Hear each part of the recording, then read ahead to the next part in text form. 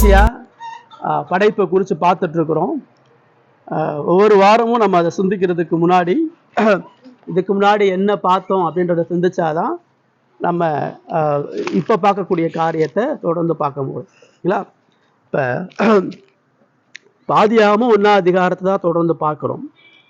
இப்போ ஆதியாகமம் 1ஆம் அதிகாரத்தில் கடவுள் படைப்பதற்கான காரணம் என்னன்னு சொல்லி பார்த்தோம். என்ன காரணத்துக்காண்டி படைச்சார்? Very good. அவருடைய மகிமைக்காக படைச்சார். அவருடைய மகிமைக்காக எப்படி படைச்சார்?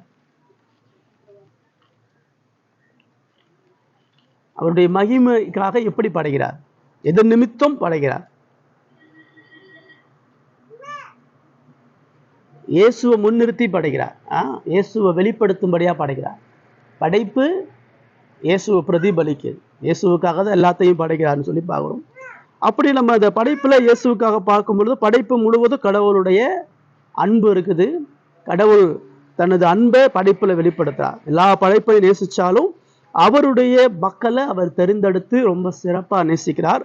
அதுதான் படைப்புன்னு சொல்லி பார்க்குறோம். முதல் நாள் என்ன படைக்கிறாரு? வெளிச்சம் படைக்கிறார். வெளிச்சத்துக்கும் இயேசுவுக்கு என்ன தொடர்பு? நானே ஜீவ ஒளியாக இருக்கிறேன்னு சொல்லி சொல்றாரு. நான் இயேசு தான் எல்லாத்துக்கும் ஒளி. கடவுள் அறிகிறதுக்கு, மனிதன் அறிகிறதற்கு, மனித பிரச்சனை அறிகிறதற்கு, பாவத்தை அறிகிறதற்கு, மீட்பு அறிகிறதற்கு இயேசுதான் ஒளி.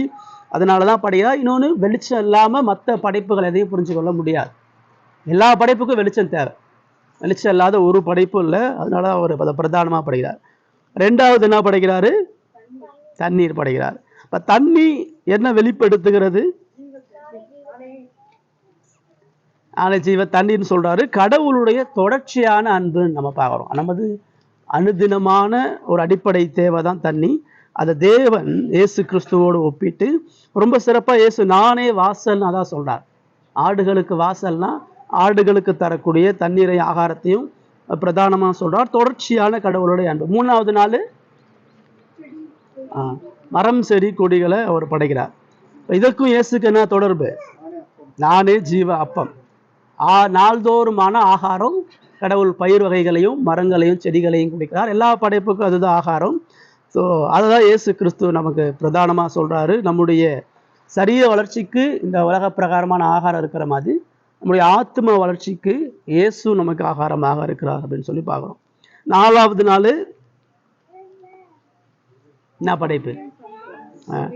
சூரியன் சந்திர நட்சத்திரங்கள் எதுக்கு படைக்கிறாரு? காலக்குறிப்புக்காக, அடையாளத்துக்காக, நம்ம கடந்த காலத்தை வரலாற்றை நினைவு கூறும்படியாக அவர் படைக்கிறார்னு சொல்லி பார்த்தோம். எல்லா காலங்களையும் தேவன் இருக்கிறார். தேவன் எல்லா காலங்களையும் ஆளுகிறார். கடவுளுடைய அன்பு எல்லா சூழ்நிலைகளும் இருக்குது அப்படின்றத பார்க்குறோம். கடவுள் நமது பாதுகாவலராக இருக்கிறார்ன்றதுக்காண்டி தான் இந்த காலத்தையும் இந்த வரலாற்றையும் கொடுத்துருக்கிறார். இது இயேசு கிறிஸ்துவோடு எங்கே தொடர்புடையதாக இருக்குது? நானே நல்ல மெய்ப்பன். மெய்ப்பன் எப்படி ஆடுகளுக்கு பாதுகாவலோ அதே மாதிரி படைப்புக்கு பாதுகாவலோ ஆண்டவர் வச்சிருக்கார். இதுதான் நம்ம இது நாள் வரைக்கும் பார்த்துருக்கோம். இந்த முதல் 4 நாள் படைப்பு இயேசுடைய அன்பையும் இயேசுடைய குணாதிசயத்தையும் சொல்லுது. இன்னைக்கு 5வது நாள் படைப்பை பார்க்குறோம். ஒவ்வொரு படைப்பும் வித்தியாசமாக இருக்குது. ஒன்னோட ஒன்று தொடர்புடையதாக இல்லை. ஒரு பக்கம் தொடர்பாக இருந்தாலும் அதனுடைய தன்மையும் செயல்பாடும் ரொம்ப வித்தியாசமாக இருக்குது. 5வது நாள் கடவுள் எதை படைக்கிறார் அப்படின்றத நம்ம 20வது வசனத்திலிருந்து நம்ம பார்க்க. 20 வசனத்திலிருந்து 23 வரைக்கும் வாசிங்க யாராச்சும்.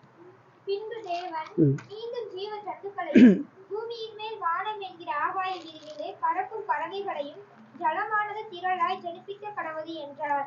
தேவன் மகா மச்சங்களையும் ஜலத்தில் தங்கள் தங்கள் ஜாதியின்படியே திரளாய் ஜனிப்பிக்கப்பட்ட சகலவித நீர்வாழும் ஜந்துக்களையும் சிறகுகள் ஜாதி ஜாதியான சகலவித பட்சிகளையும் சிருஷ்டித்தார். தேவன் அது நல்லது என்று கண்டார்.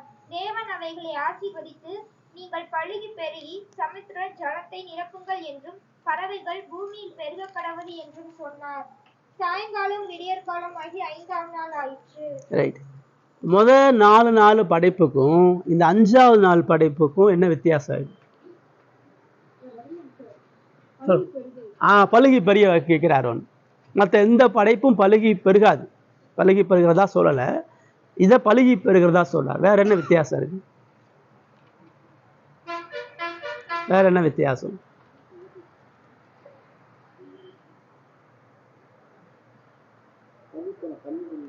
சொல்லுங்க. சமுத்திரத்துக்குள்ள உயிரினங்களை படைக்கிறார். அப்புறம் ஜாதி ஜாதியா சகலவித பட்சிகளையும் சிருஷ்டித்தார். அதான் சமுத்திர, அதாவது கடல்வாழ் உயிரினங்களையும் பறவைகளையும் படைக்கிறாரு. இவ்வளவு நாள், இந்த 4 நாள் பார்த்த படைப்புக்கும் இதுக்கும் வித்தியாசம் பலிகி பெருங்கன்னு சொல்றாரு ஒண்ணு. அடுத்த வித்தியாசம் என்னது சொல்லுங்க. Very good. இதுக்கு முன்னாடி வரைக்கும் எந்த படைப்பையும் கடவுள் ஆசீர்வச்சான்னு சொல்லலை. இந்த படைப்புல தான் அவர் ஆசீர்வதித்தான்ற ஒரு விஷயத்த அங்க சொல்லுது. சரிங்களா? 22 சொல்லுது, தேவன் அவர்களை ஆசீர்வதித்துன்னு சொல்லி. இதுக்கு முன்னாடி வரைக்கும் அதெல்லாம் சொல்லலை. அப்புறம் வேற என்ன வித்தியாசம் அதுல இருக்கு?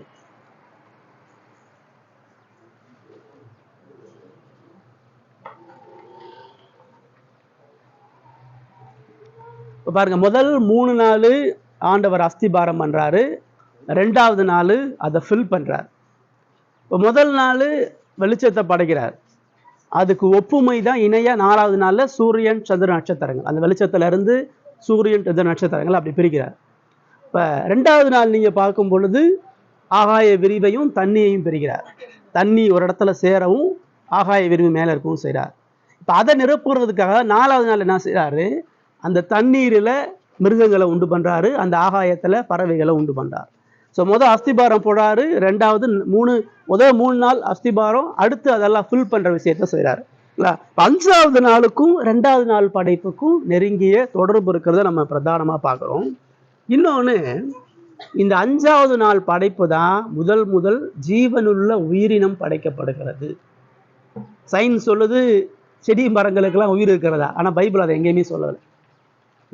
பைபிள் பிரதானமா ஒரு உயிருள்ள பொருள்னு சொல்லும் பொழுது அது பறவைகள்ல இருந்து மிருகங்கள்ல இருந்து தான் அது ஆரம்பிக்கும். அப்ப இந்த முதல், ஏன்னா இப்ப இதுக்கு முன்னாடி உள்ள எல்லா படைப்பும் ஒரு இடத்துல இருந்து இன்னொரு இடத்துல மூவ் பண்ணாது.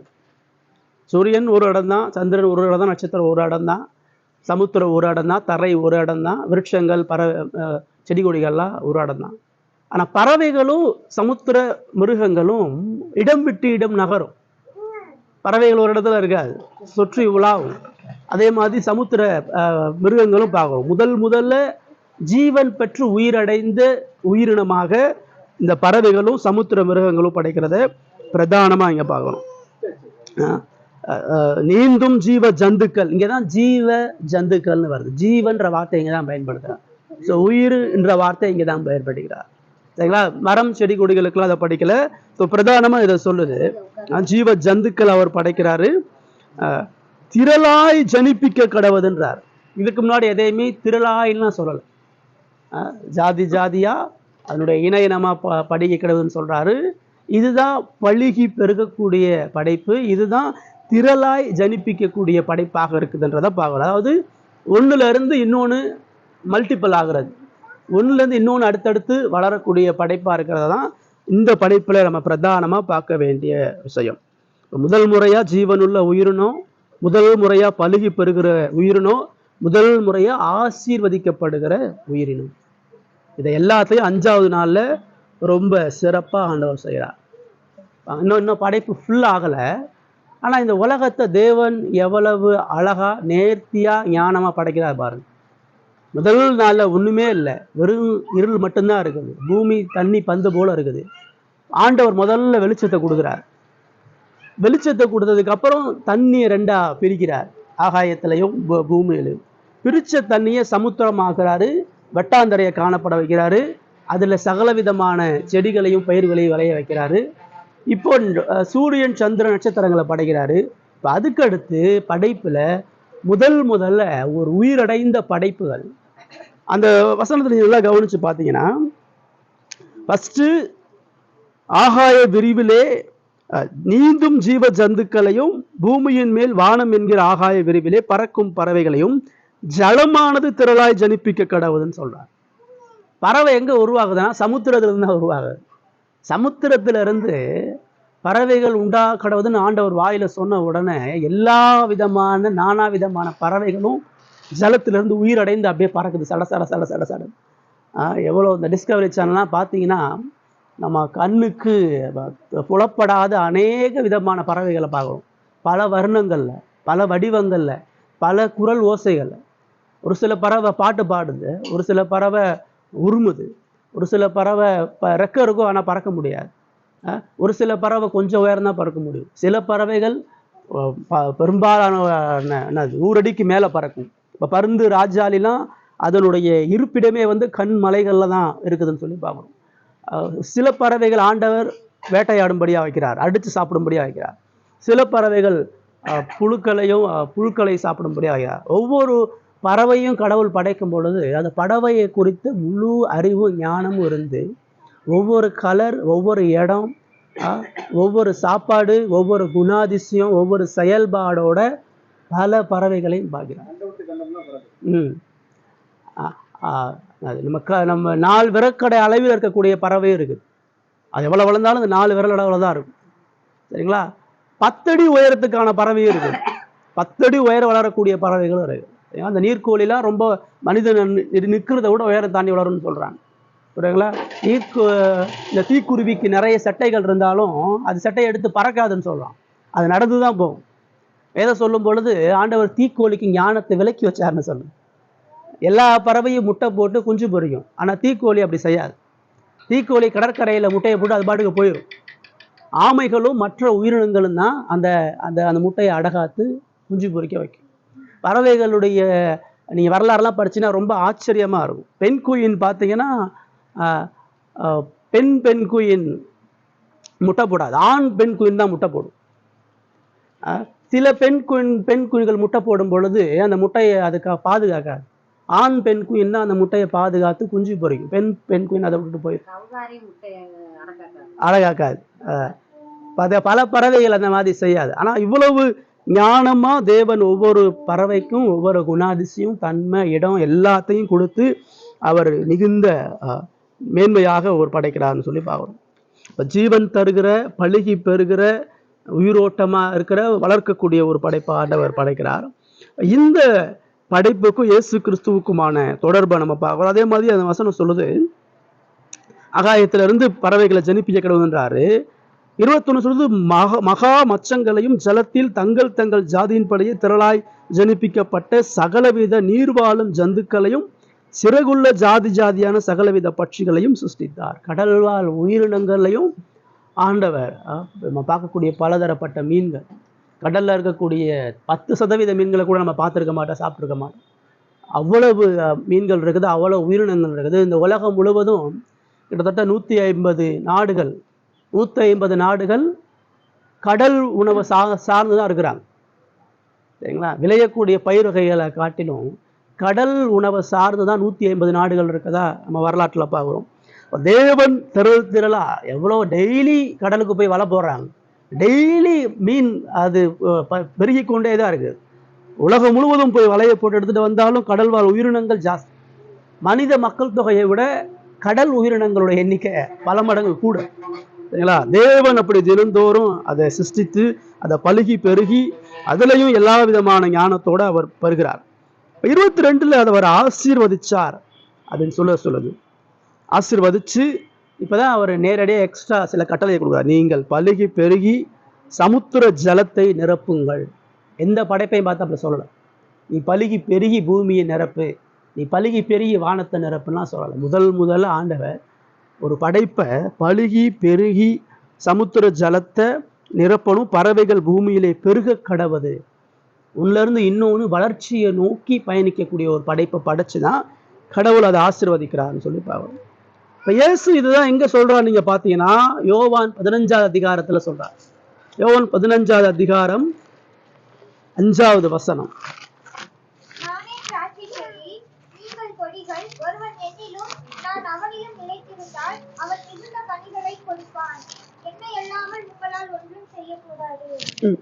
அப்படியே 4ல இருந்து 8 வரைக்கும் வாசிங்க. ஒருவன் எண்ணில் நிலைத்திராவிட்டால் வெளியே எரியுண்ட கொடியை போல அவன் எரியுண்டு உலர்ந்து போவான். அப்படிப்பட்டவைகளை சேர்த்து அக்கினியிலே போடுகிறார்கள், அவைகள் எரிந்து போம். நீங்கள் என்னிலும் என் வார்த்தைகள் உங்களிலும் நிலைத்திருந்தால் நீங்கள் கேட்டுக்கொள்வது எதுவோ அது உங்களுக்கு செய்யப்படும்.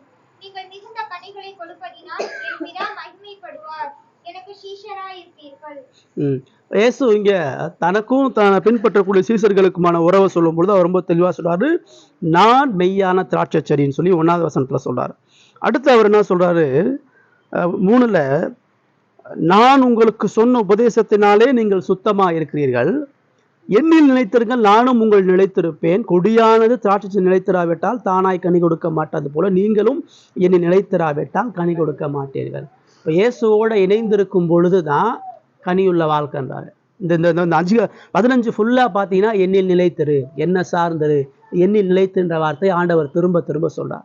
அப்படி நிலைத்திருக்கும் பொழுதுதான் கனியுள்ள வாழ்க்கை. அவர் 5ல சொல்றாரு, ஒருவன் என்னிலும் நான் அவனிலும் நிலைத்திருந்தால் அவன் மிகுந்த கனிகளை கொடுப்பான், என்னை அல்லாமல் உங்களால் ஒன்றும் செய்ய இயலாது. திரும்ப 8ல சொல்றாரு, நீங்கள் மிகுந்த கனிகளை கொடுப்பதனால் என் பிதா மகிமைப்படுவார், எனக்கும் சீசராகிட்டீர்கள். ஒரு கிறிஸ்தவன் எப்போ மிகுந்த கனியை கொடுக்குறானோ அப்போதான் பிதா மகிமைப்படுகிறார், அப்போதான் பிதா அவன் ஆசீர்வதிக்கிறார். இயேசு இதை எந்த இடத்துல இருந்து எடுக்கிறாருன்னு சொன்னா படைப்புல இருந்து தான் எடுக்கிறார். அப்ப பிதாவாகிய தேவன் ஒவ்வொரு படைப்பையும் படைக்கும் பொழுது இயேசுவை சிந்தையில வச்சுதான் படைக்கிறார். அப்ப இந்த பறவைகளையும் இந்த உயிர்வாழ் சமுத்திர ஜீவனுள்ள சமுத்திர உயிர்களையும் படைக்கும் பொழுது இயேசுவை சிந்தையில வைத்து ஒவ்வொரு உயிரையும் படைக்கிறார்.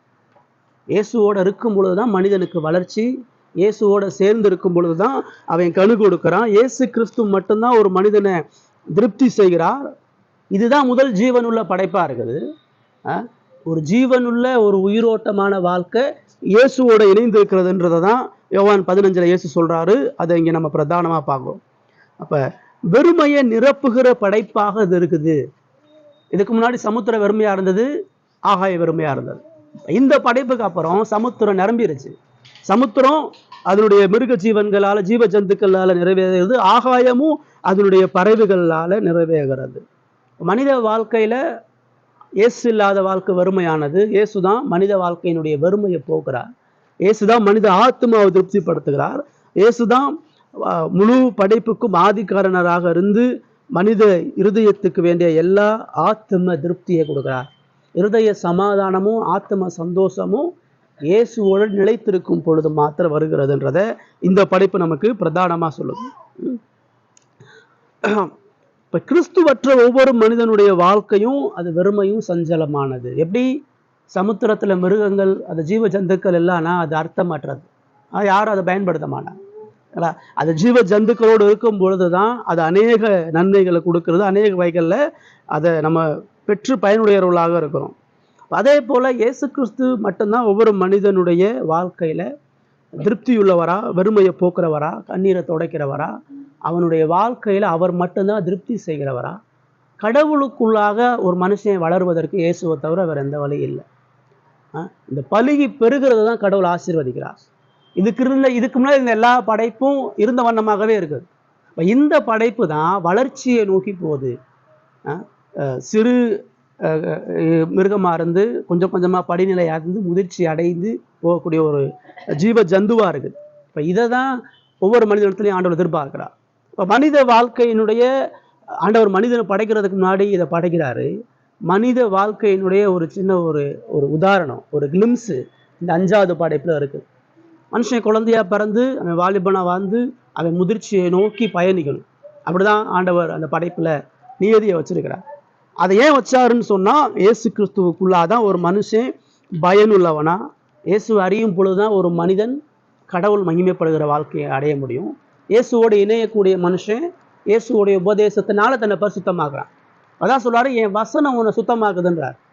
ஒரு திராட்சை செடியை நம்ம விதைக்கிறோம்னு சொன்னா அந்த செடி வளரும் பொழுது அந்த செடியில களைகளும் வளரலாம், அந்த செடியில சில அழுகலும் ஏற்படலாம், அந்த செடியில பூச்சியும் அரிக்கலாம். இப்போ ஒரு செடி அது தனது சிறு பருவத்திலேருந்து அது கொஞ்சம் கொஞ்சமாக வளர்ந்து அது கனி கொடுக்கணும்னு சொன்னால் அது தொடர்ந்து சுத்தமாக்கப்பட்டுட்டே இருக்கும். நீங்கள் எதை விதைச்சாலும் அந்த அந்த அந்த வளர்ச்சியை போய் நீங்கள் பார்க்கணும். அந்த செடியோ மரமோ அது அழுகல் இல்லாமல் இருக்கா, அது மிருகத்தால் பாதிக்கப்படுதா, அது ஆபத்தில் இருக்குதான்னு பார்த்து அதை சுத்தம் பண்ணிகிட்டே இருக்கும். இதை தான் இயேசு ஒரு மனிதனுடைய வாழ்க்கையில் செய்கிறார். நாள்தோறும் ஒவ்வொரு மனிதனுடைய பாவ சுபாவங்களை களைஞ்சி அவனை பரிசுத்த கனிகளை கொடுக்கும்படியாக செய்கிறார். எங்கே ஒரு மனிதனுடைய இருதயத்தில் பரிசுத்த கனிகள் வெளிப்படுதோ அங்கே மனிதன் கடவுளுடைய மகிமையை உணர்கிறான்.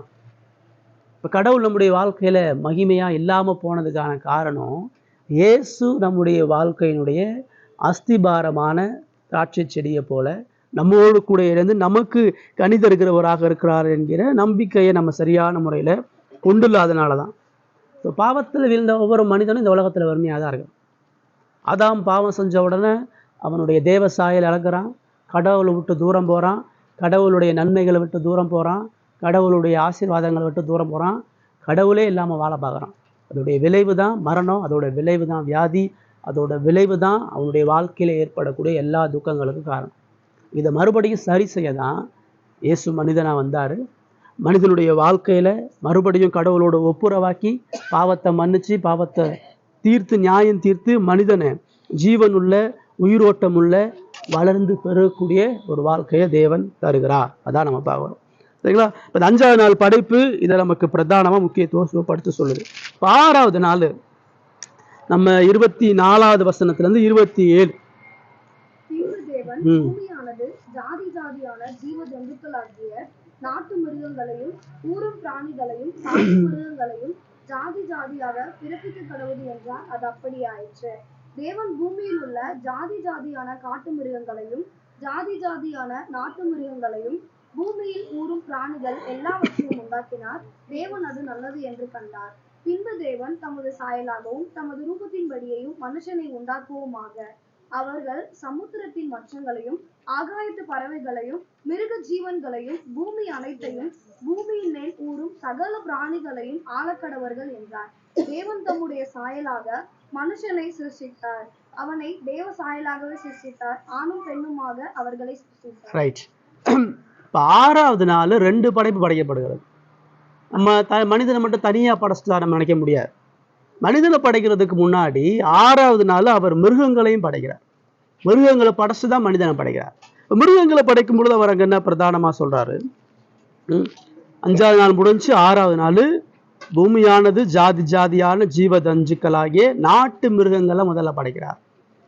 இன்னும் மனிதனை படைக்கல, மனிதனுக்கு வேண்டிய எல்லாத்தையும் முதல்ல படைக்கிறார். அவனுக்கு வெளிச்சம் வேணும், அவனுக்கு தண்ணி வேணும், அவனுக்கு சாப்பாடு மரம் செடி கொடிகள் தேவை, அவனுக்கு சூரியன் சந்திரன் நேர காலம் அவனுக்கு அவசியம், அவனுக்கு சமுத்திர ஜீவஜந்துக்கள் தேவை, அவனுக்கு ஆகாயத்து பறவைகள் தேவை. இதெல்லாம் மனுஷன் பயன்படுத்துவான். இதெல்லாம் அதாவது ஒவ்வொரு படைப்பை படைக்கும் பொழுது மனிதன் மீதான கடவுளுடைய அபரிவிதமான அன்பை தான் நம்ம பார்ப்போம்.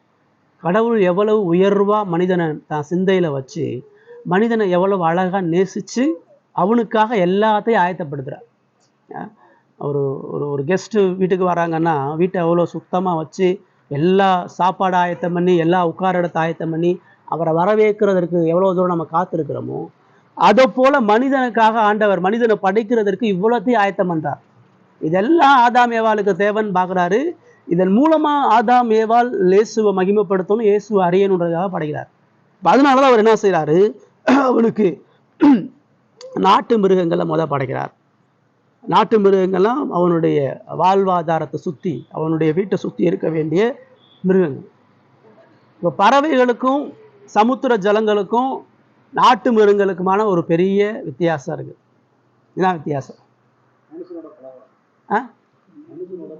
சரி, மனிதனோட ஈஸியாக பழகும். அப்புறம்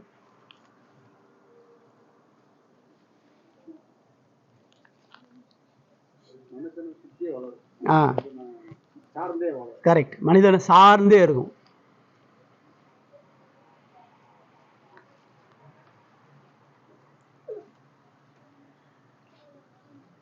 இப்போ இதில் நாட்டு மிருகங்களை ஜாதி ஜாதியாக திரளா பிறப்பிக்க கடவுதுன்னார். ஆனால் மனிதர்களை படைக்கும் பொழுது திரளாய் மனிதர்கள் உண்டா கடவுள்னு சொல்லலை. ஒரு ஜாதியாதுன்னு சொல்லலை, ஒருத்தனை தான் படைக்கிறார். ஒரு மனிதனை படைத்து ஒரு பெண்ணை படைத்து அவர்கள் இருவருக்கும் சகல விதமான நாட்டு மிருகங்களையும் சமுதாயமாக படைக்கிறார். மனுஷன் முதல்ல அன்பையும் பொறுமையும் சமாதானத்தையும் முதல் எங்கே காட்டுறான்? மிருகத்திட்ட தான் காட்டுறான். ஏதேனை உண்டாக்கி ஏதேனில் எல்லா மிருகங்களையும் கொண்டு வந்து பேர் வைக்க சொல்லுவார். 2வது அதிகாரத்தை வாசிங்கன்னா தான் நடக்கும்.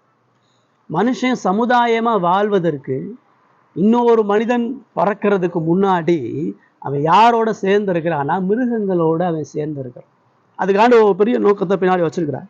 சரிங்களா? இப்போ நாட்டு மிருகங்களை படைக்கிறாரு, ஊரும் பிராணிகளை படைக்கிறாரு, காட்டு மிருகங்களை படைக்கிறார். இது எல்லாத்துக்கும் தனி கேட்டகரி. இது ஒரு பெரிய பாடம். இதில் நீங்கள் ஒவ்வொன்றிலையும் பெரிய பெரிய பாடத்தை கற்றுக்கலாம். சில அறிவுலாம் மனிதனை விட மிருகங்களுக்கு ரொம்ப ஜாஸ்தி. நாயை போல நன்றி யாருக்குல்லன்னு சொல்லுவாங்க, கேட்குறீங்களா? இந்த மாதிரி ஒவ்வொரு மிருகங்களுக்கு பார்த்தீங்கன்னா ஒவ்வொரு தனிப்பட்ட சுபாவம் இருக்குது. தேவன் அந்த ஞானத்தை அந்த மிருகங்களுக்கு மட்டும்தான் கொடுத்துருக்கிறார். அந்த மிருகங்கள் மட்டும்தான் சிங்கத்துக்கு மட்டும்தான் பலம். காடுனா அதில் சிங்கம் மட்டும்தான் பலம் உள்ளதாக இருக்கணும். இப்படி ஒவ்வொரு மிருகங்களும் நீங்கள் கவனிச்சிங்கன்னா, வேகமாக ஓடுறதுனா குதிரை தான், குதிரைக்கு இணையாக வேறு எதுவும் ஓட முடியாது. அந்த மாதிரி ஒவ்வொரு மிருகங்களுக்குமான வீரியத்தை நீங்கள் யோபு 38-39 அதிகாரத்தை நீங்கள் படிக்கும் பொழுது அந்த மிருகங்களுடைய முக்கியத்துவத்தை சொல்கிறார். எது எதுக்கு என்னென்ன ஞானத்தை கொடுத்துருக்கிறேன், என்ன பலத்தை கொடுத்துருக்கிறேன். நீ மாட்டை உழுகிற மாதிரி காண்டாமிருகத்தை கொண்டு வந்து விட முடியாது. அதுக்குண்டான பலம் அதுக்கு மட்டும்தான் இருக்குதுன்னு சொல்லி பல எடுத்துக்காட்டுகள் ஆண்டவர் அங்கே சொல்றார். கடவுள் மிருகங்களை நேசிக்கிறார். மிருகங்கள் கடவுளுடைய படைப்பு. சரிங்களா? அதை நம்ம தவறாக புரிஞ்சு கொள்ளக்கூடாது. காட்டு மிருகத்தை, நாட்டு மிருகத்தை, ஊரும் பிராணிகள், இது எல்லாத்தையும் ஜாதி ஜாதியாக அவர் படைக்கிறார். எல்லாத்தையும் படைச்சு முடிச்சு எல்லாத்தையும் மனிதனுக்காக படைக்கிறார். மனுஷன் பயணம் பண்ணுவதற்கும் மனுஷன் அடித்து சாப்பிட்றதுக்கு அதை படைக்கலை. ஆனால் மனிதனோட தோழமை உணர்வாக இருக்கும்படியாக அந்த மிருகங்கள் எல்லாம் படைக்கப்படுகிறார். மனுஷன் கடவுளுடைய குணாதிசயத்தை முதல்ல அவன் காட்டக்கூடிய ஒரு படைப்புன்னு பார்க்கும்போது மிருகங்கள் தான். ஒரு அற்பமான மிருகங்களை அவன் நேசிக்காம ஒரு மகிமையுள்ள தேவ சாயல் உள்ள மனிதனை அவன் நேசிக்க முடியாது. ஸோ அற்பமானதை அவன் முக்கியமாக கருதி அவன் அன்பு கூறணும். அவனை விட மேன்மையாக தேவ சாயல்ல மிருகம் இல்லைனாலும் அந்த மிருகத்தை அவன் நேசிக்கணுன்றதை கடவுள் விரும்புகிறார். ஏன்னா கடவுளுக்கு முன்னாடி மனுஷன் அப்படிதான் இருக்கார். கடவுளுடைய பரிசுத்தத்துக்கு முன்னாடி மனுஷன் கடவுளுடைய பார்வையில் மிருகமாக தான் இருக்கிறான். பாவம் இல்லாத நிலையிலையும் கடவுளுடைய ஞானத்துக்கும் பரிசுத்தத்துக்கும் மனிதன் இணை கூட வர முடியாது, ஒரு பிஞ்சு கூட வர முடியாது. ஆனால் அந்த அற்பமான மனிதனை கடவுள் நேசிக்கிறாரு, அன்பு செலுத்துறாரு. கடவுள் இரக்கம் கூர்ந்து மனிதன் அன்பு செலுத்துறாருன்றத மனுஷன் புரிந்து கொள்வதற்கு அவன் முதல்ல அந்த மிருகங்களை நேசிக்கணும். அதுதான் அங்கே ஆண்டவர் முக்கியத்துவப்படுத்தி அவனுக்கு கொடுக்குறாரு. ஒரு கொடுத்துட்டு தான் 26 பார்க்குறோம், படைப்புடைய உச்சம், படைப்புடைய முடிவு, படைப்புடைய மணி மகுடம். அதான் 26 வசனம் சொல்லுது. எல்லாத்தையும் இப்போ எதுக்கு படைச்சாரு? இது எல்லாத்தையும் ஒரே ஒருத்தனுக்கு தான் படைச்சார். ஆமாம், அதை சொல்லுது. எப்படி படைச்சாருன்னு சொல்லுது, தேவ சாயலாக நமது ரூபத்தின்படி உண்டாக்குவோன்னு சொல்லி சொல்றாரு. இப்போ மற்ற படைப்புக்கும் மனிதனுக்கு என்னென்னலாம் வித்தியாசம், அந்த வசனத்தை பார்த்து சொல்லுங்க. என்னென்னலாம் வித்தியாசம் இருக்குன்னு சொல்லுங்க.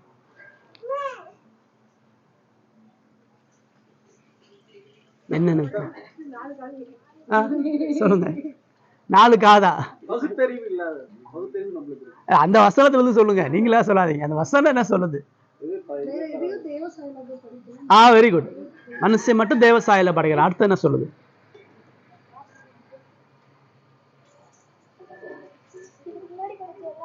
தம்முடைய சாயலாக படைக்கிறார். தேவசாயல் தம்முடைய சாயலா படைக்கிறாரு. இதுக்கு முன்னாடி எந்த படைப்பையும் ஆழக்கடவீர்கள்னு சொல்லலை. நீ இதை ஆளு, நீ அதை ஆளுன்னு சொல்லலை.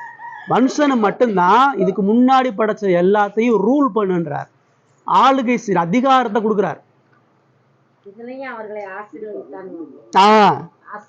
Very good. ஆமா, மிருகங்கள்கிட்ட சொல்லலை, பறவைகள்கிட்ட சமுத்திரத்துல சொல்றாரு. இப்ப திரும்ப எங்க சொல்றாருன்னா மனிதனை பார்த்து அவர்களை ஆசீர்வதித்தாருன்னு சொல்லுது. 28 நம்ம என்ன பார்க்கிறோம்? பின்பு தேவன் அவர்களை நோக்கி, நீங்கள் பழுகி பெருகி பூமியை நிரப்பி அதை கீழ்ப்படுத்தி சமுத்திரத்தின் மச்சங்களையும் ஆகாயத்து பறவைகளையும் பூமியின் மேல் நடமாடுகிற சகல ஜீவ ஜந்துக்களையும் ஆண்டு கொள்ளுங்கள் என்று சொல்லி தேவன் அவர்களை ஆசீர்வதித்தார். ரைட். இப்ப 28 என்னென்னலாம் சொல்றாரு? பழுகி பெருகின்ற ஒரு வார்த்தையை சொல்றாரு. எதெல்லாம் மனிதனுடைய அதிகாரத்துக்கு கீழே இருக்குன்றதை அவர் விளக்கப்படுத்துறாரு. இல்லைங்களா? நீங்க பழுகி பெருகி பூமியை நிரப்பணும், பூமியை கீழ்படுத்தணும், ஆனால் பண்படுத்தணும், சீர்படுத்தணும் அர்த்தம் அது. அதுக்கடுத்து சொல்றாரு, சமுத்திரத்தின் மச்சங்களையும் ஆகாயத்து பறவைகளையும் பூமியின் மேல் நடமாடுகிற சகல ஜீவ ஜந்துக்களையும் ஆண்டு கொள்ளுங்கள் அப்படின்றார். அதில் ஒன்றை விட்டுட்டாரு. இந்த நாள் இப்போ அந்த 5 நாள் படைச்ச படைப்பில் சொன்னதில் ஒன்றும் சொல்லப்படலை. என்னது?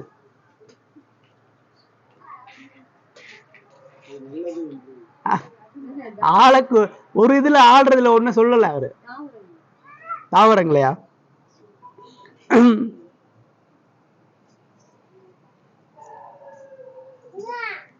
சூரியன் சந்திரங்களை அவர் சேர்த்து சொல்லலாங்க. பூமியாலு சமுத்திரத்தாலு பூமியில் உள்ள மிருகங்களால் தான் சொன்னார். வானத்தை உள்ள எதையும் அவன் ஆள முடியாது. சூரிய நட்சத்திரங்களை நீ சேர்த்த ஆண்டுகள்லாம் சொல்லலை. அவனுடைய இருப்பிடமும் அவனுடைய அதிகாரத்தையும் கடவுள் சுருக்கிறார். உன் கையில் இதெல்லாம் கொடுத்துருக்கிறேன், நீ எதெல்லாம் கீழ்ப்படுத்தணும், எதெல்லாம் ஆளுகை செய்யணும்னா நீ இந்த பூமிக்கு உரியவன், நீ இந்த பூமிக்கு தான் ராஜா, வானத்துக்கு ராஜா கிடையாது. உன் அதிகாரம் இந்த பூமிக்குள்ளே மட்டும்தான். நீ மிருகத்தை ஆளலாம், பறவைகள் ஆளலாம், பூமி சார்ந்த ஆளலாம், பூமி சார்ந்த தண்ணீரை நீ ஆளலாம். பூமிக்கு மேலே உள்ள எதையும் நீ ஆள முடியாது. அதுன்றதுதான் அவர் நீ பூமியில் உள்ள சகல ஜீவ ஜந்துக்களையும் ஆண்டு கொள்ளுங்கள் என்று சொல்லி தேவன் அவர்களை ஆசீர்வதித்தார்னு சொல்லி ரொம்ப மனுஷனுடைய படைப்பை பார்க்கும் பொழுது ரொம்ப ரொம்ப ஆச்சரியமான காரியங்களாக அதில் நீங்கள் பார்க்கணும். முதல்ல ரொம்ப யுனிக்கான விஷயம் 2ஆம் அதிகாரத்தில் நம்ம அடுத்த வாரம் திரும்ப பார்க்க போகிறோம். ரொம்ப டீட்டெயில்டாக பார்க்க போகிறோம். மனுஷன் எவ்வளோ முக்கியமானவன் கடவுளுடைய பார்வையில். இந்த இடத்துல ரொம்ப சுருக்கமாக ஒரு விஷயத்தை நம்ம என்ன பார்க்க போகிறோம்னு சொல்லலாம். மனுஷன் தேவ சாயலில் படைக்கப்பட்டிருக்கிறான் அப்படின்னா அவன் முதல்ல அழியாத வாழ்வை பெற்றிருக்கிறான். அதான் முதல் விஷயம். இதுக்கு முன்னாடி உள்ள எல்லா படைப்புகளையும் தேவ சாயல் கிடையாது. இப்போ இந்த தேவ சாயல் என்பது அழியாத வாழ்வும் தேவனை போல பரிசுத்தமும் நீதியும் உண்மை தன்மை, தேவனுடைய பிரதிபலிப்பு, ஜெராக்ஸை போல. ஒரிஜினல் தான், ஆனால் அந்த ஒரிஜினலுக்கு வெளிப்பாடாக இருக்கக்கூடிய ஜெராக்ஸை போல கடவுளுடைய சாயலில் படைக்கிறார். படைக்கும் பொழுது அவனை நமது சாயல் நமது ரூபம், என்னுடைய சாயல்னு சொல்கிறோம். நமது அப்படின்ற வார்த்தை 2-3 பேர் சேர்ந்து இருந்தாலும் சொல்ல முடியும். இதுதான் நம்ம திரித்துவத்தை நம்புறதுக்கு இந்த வசனம் முக்கியமான வசனம். பிதா குமாரன் ஆவியானவர் 3 பேர் சேர்ந்து நமது சாயலில் மனுஷனை படைக்க போகிறோம்னு சொல்லி அவங்க சொன்னாங்க. நமது சாயல் நமது ரூபத்தின்படி மனுஷனை உண்டாக்குவோம்.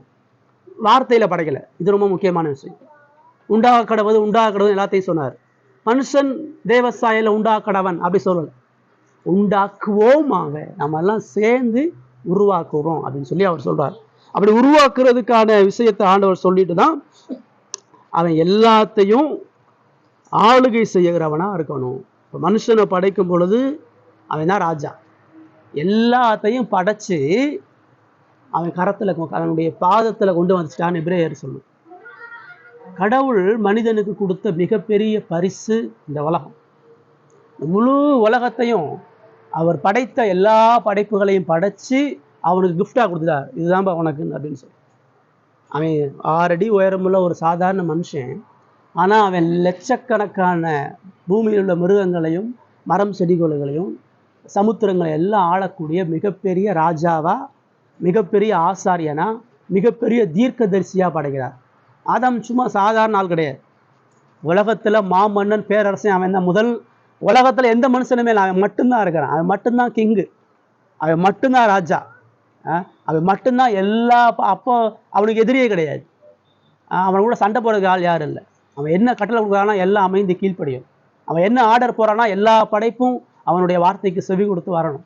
கடவுளுடைய அதிகாரம் உள்ள வார்த்தையில் எல்லா படைப்பும் எப்படி இருந்துச்சோ அதே மூல ஆதாமுடைய அதிகாரம் உள்ள வார்த்தைக்கு எல்லா படைப்பும் இருக்கணுன்றதை தேவன் அவனுக்கு கொடுக்குறார்.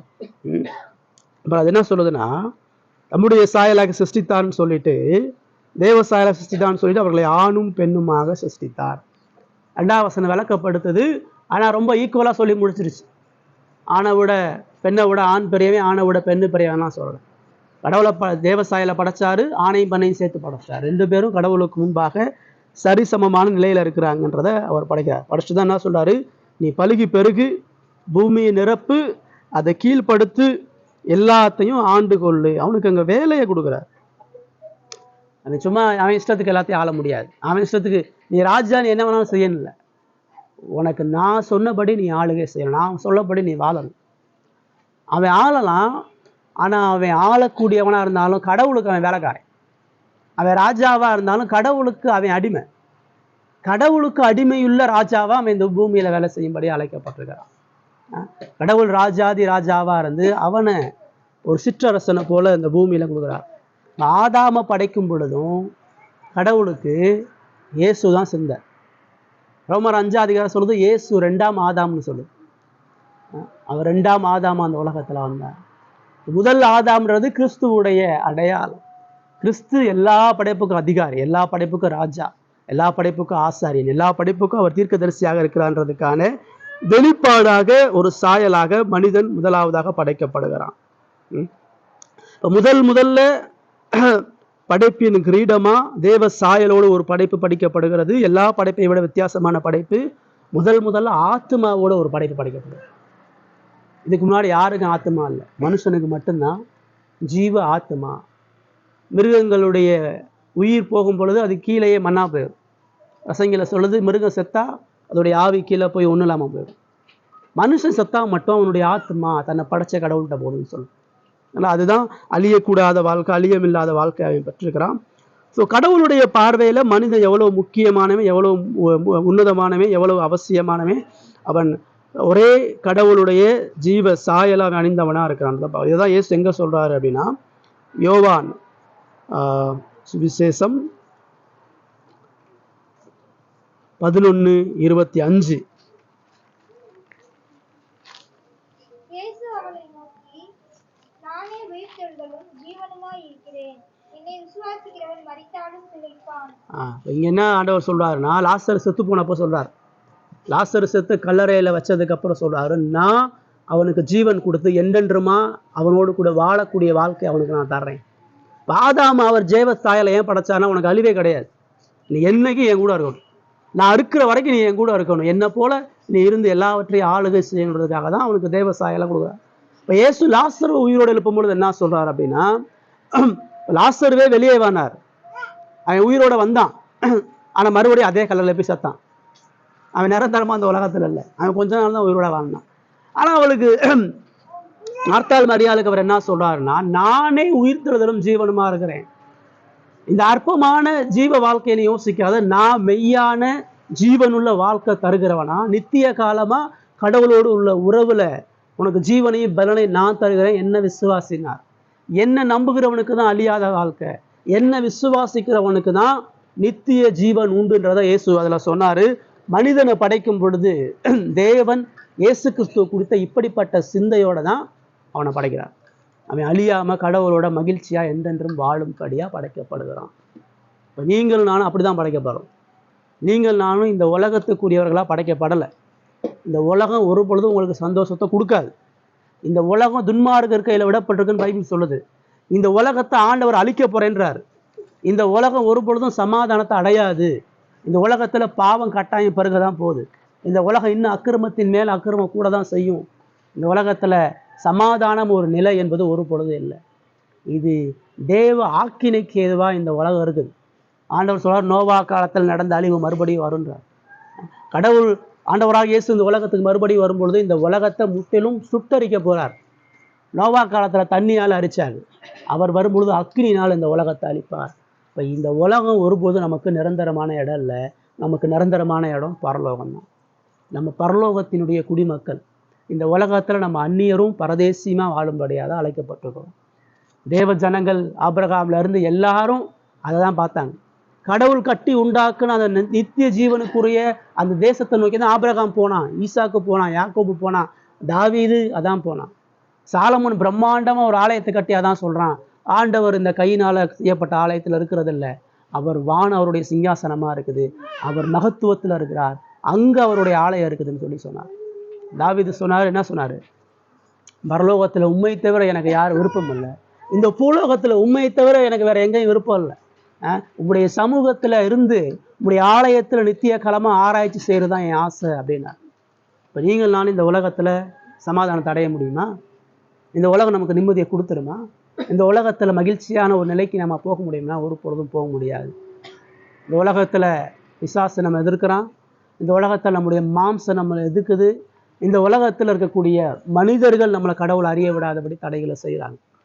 தேவன் நமக்கு நித்திய ஜீவனுள்ள ஒரு வாழ்க்கையை வாக்கு பண்ணியிருக்கிறார். அதுக்காக தான் இந்த படைப்பு படைக்கப்படுகிறது. ஆதாம் அழிவுக்காக படைக்கப்படவே இல்லை. ஆதாமை படைக்கும் பொழுது அவனுக்கு மரண தேதி ஆண்டவர் படைக்கவே இல்லை. ஆதாம் சாகாம என்னைக்கும் உயிரோட தான் கூட இருக்கணும். ஆதாம் பாவம் செய்யாம இருந்தாலும் இந்த பூமி பரலோகமா இருந்துடும். இந்த இயேசுவுக்கு இருந்த அந்த கணத்தையும் மகிமையும் ஆதாம் சுதந்திரிச்சு ஆதாமுக்குள்ள நாம எல்லாம் மகிழ்ச்சி ஆகும். ஆதாமும் பாவம் செஞ்சனால இந்த படைப்புகள் எல்லாம் பாவத்துல கரைபட்டு இருக்கிறது. இந்த படைப்புகள் எல்லாம் இப்ப மனித அதிகாரத்துக்கு உட்பட்டு கிடையாது. எந்த மிருகங்களும் இப்ப மனித அதிகாரத்துக்கு உட்பட்டு கிடையாது. இந்த எல்லா படைப்புகளும் ஒரு புதிய வானத்தையும் புதிய பூமியை எதிர்பார்த்து இருக்குது. அதை இயேசு மட்டும்தான் உங்களுக்கு எனக்கு தர்றார். இப்ப நம்முடைய வாழ்க்கையில நம்ம என்ன செய்யணும்னா, இயேசு கிறிஸ்து உங்களுடைய என்னுடைய பாவங்களை சுமந்து சிலுவையில மரித்தார். அந்த சிலுவை மரணத்தின் மூலமா தான் நமக்கு நித்திய ஜீவனை கொடுத்திருக்கிறார்.